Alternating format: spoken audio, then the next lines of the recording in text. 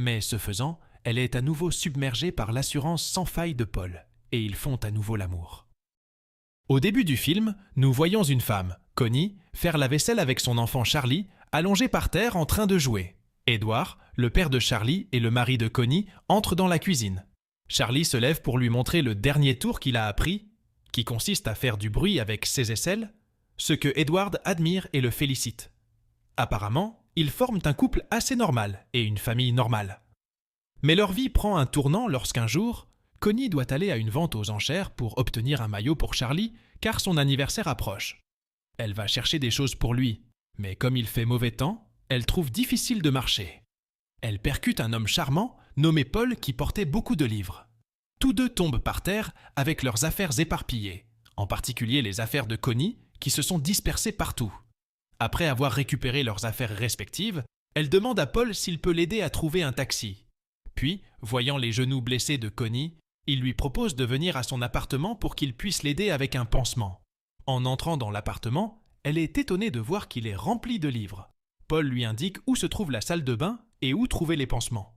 En ressortant, elle commence à parler à Charlie au téléphone pour lui dire qu'elle rentrera bientôt à la maison pendant que Paul est assis là à regarder ses belles jambes. Soudain, il est juste à côté d'elle avec de la glace recouverte d'un tissu et la pose directement sur son genou. Connie se sent un peu mal à l'aise que Paul soit si près d'elle et avec son regard intense. Après l'appel, elle s'excuse de partir, mais Paul suggère qu'elle devrait au moins prendre un livre comme souvenir. En se sentant un peu mal à l'aise, elle accepte simplement les cadeaux et se dépêche de quitter l'appartement et de rentrer chez elle. À la maison, Charlie s'excite après avoir vu ses blessures et se précipite pour prendre son appareil photo. Il est tellement excité que même plus tard quand Edward rentre à la maison, il ne peut se contenir et continue de lui raconter comment était la tornade et comment Connie s'est blessée. De plus, Connie dit à Edward qu'elle a rencontré un jeune homme qui l'a aidé à trouver un taxi et l'a également soigné. Cependant, Edward ne semble pas y prêter beaucoup d'attention. Plus tard, dans la nuit, Edward et Connie essaient de faire l'amour pendant qu'Edward fait de son mieux pour filmer Connie. Cependant, ils sont bientôt dérangés par Charlie qui vient de se réveiller. Le lendemain matin, incapable de se sortir le livre de la tête, Connie le saisit après le départ d'Edward et de Charlie et une carte tombe du livre sur le sol. La carte a le numéro de contact de Paul. Connie se retrouve debout devant le téléphone, hésitante. Elle appelle une fois, puis encore, et juste quand elle est sur le point d'abandonner, elle entend la voix de Paul de l'autre côté du téléphone. Poursuivant la conversation, elle lui demande son adresse, car elle avait l'intention de lui envoyer une bouteille de vin. Mais au lieu de lui donner son adresse, Paul lui demande de venir le voir et de prendre un café. Connie accepte de rencontrer Paul dans son appartement. Après que Connie soit entrée et que Paul ait fini avec ses blagues cheloues, il demande à Connie de retirer son manteau puisqu'elle était à l'intérieur de l'appartement. Connie accepte, et cela donne à Paul l'occasion de venir assez près pour la toucher, en touchant ses épaules et son cou. Ensuite, Paul va dans la cuisine pour prendre du café pendant que Connie regarde autour d'elle, finissant par trouver un livre. Intéressée, elle glisse doucement ses doigts dessus, ce que Paul remarque. Alors, il lui demande de fermer les yeux, et ensuite, Paul prend sa main dans la sienne. Il guide alors amoureusement sa main pour lire les mots en relief sur le livre et étonnamment ne lâche pas sa main même après avoir fini de lire le livre. Connie, se sentant à nouveau mal à l'aise, décide de quitter l'appartement. Se sentant coupable et plein de remords, elle achète des cadeaux pour Edward et se rend directement à son bureau. Plus tard dans la soirée, après le dîner, Edward vient la regarder avant d'aller se coucher. Incapable d'attirer l'attention et le genre de traitement qu'elle veut d'Edward, Connie se retrouve devant l'appartement de Paul pour la 3e fois. Intriguée par la musique que Paul jouait dans l'appartement, elle demande à ce sujet, et la réponse de Paul est de lui proposer de danser avec lui. Connie accepte, et ils dansent d'une manière assez sensuelle. Cependant, nous voyons Connie essayer continuellement de ne pas se laisser entraîner par Paul et de ne pas faire quelque chose qu'elle ne devrait pas. Elle tente de s'échapper du charme de Paul et de l'effet magnétique qu'il a sur elle, mais elle oublie son manteau dans son appartement. Juste au moment où elle revient pour le récupérer, elle est si passionnément enveloppée par Paul dans ses bras. Elle n'a donc pas de temps pour réagir ou échapper à ce qui allait se passer. Sur le chemin du retour, elle pense continuellement au moment d'intimité qu'elle vient de passer avec Paul. De ses touchés tendres sur ses cuisses jusqu'à ses baisers passionnés sur son ventre et les actions assertives qui l'ont amené à se rendre complètement à lui et à le laisser faire tout ce qu'il voulait avec elle.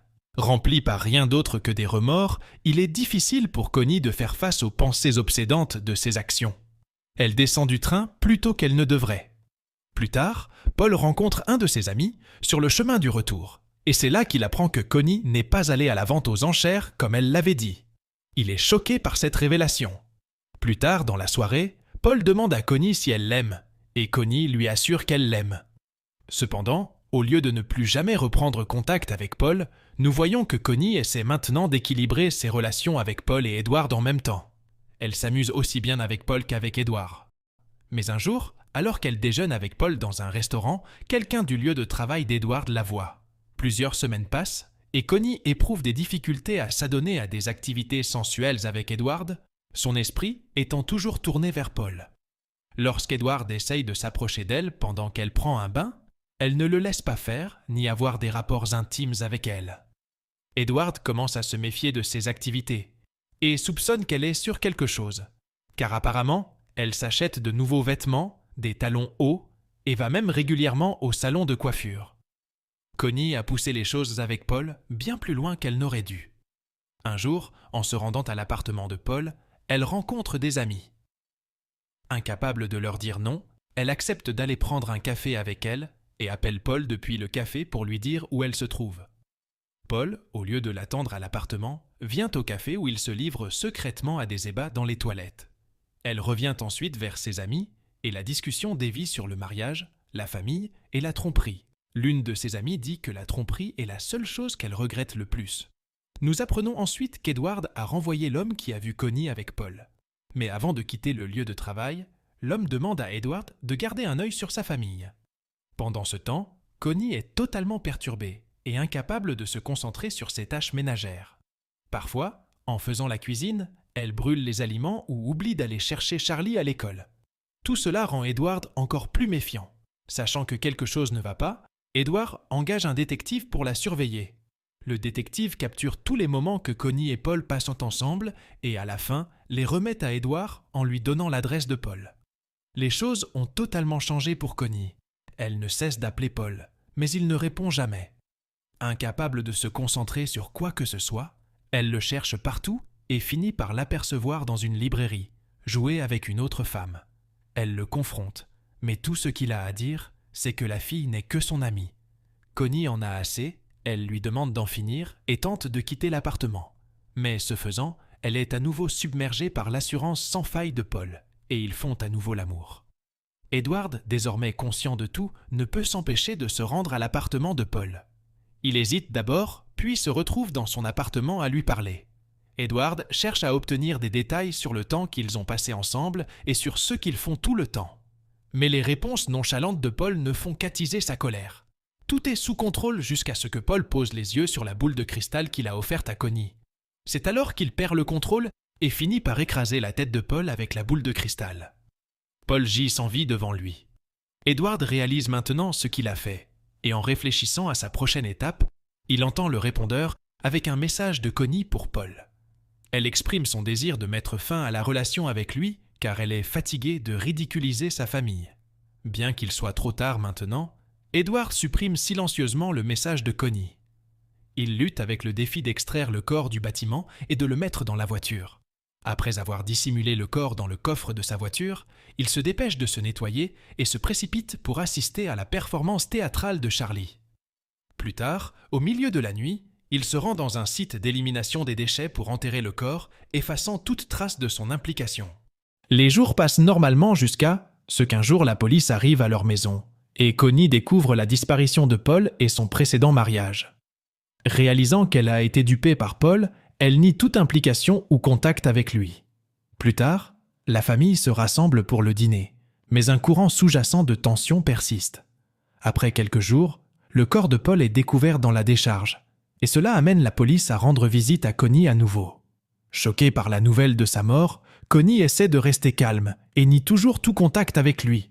Ce n'est pas seulement Connie, mais Edward dissimule également ses secrets et ses mensonges. Au milieu de cette tromperie, Connie tombe sur des photos d'elle-même avec Paul dans la poche du manteau d'Édouard. Confronté à des preuves solides, le couple avoue tout, partageant leurs problèmes et leurs regrets. Charlie, qui remarque bien les choses, ressent la tension entre ses parents. Avec prévenance, il réconforte sa mère et son père. À la surprise de Connie, elle découvre que chaque boule de cristal que son mari lui a donnée a une photo et une confession amoureuse. Maintenant, elle comprend que son mari ne manque pas de romantisme. Elle brûle les photos, pensant à ce qui aurait pu se passer si elle avait rejeté Paul dès le départ. Même si son mari essaie de se confesser, Connie l'arrête et leur jour continue. Voulant laisser le passé derrière eux, la femme suggère de déménager de la ville et de tout recommencer en achetant une maison au bord de la plage. Finalement, le couple avec leurs enfants laisse leur passé tourmenté derrière eux.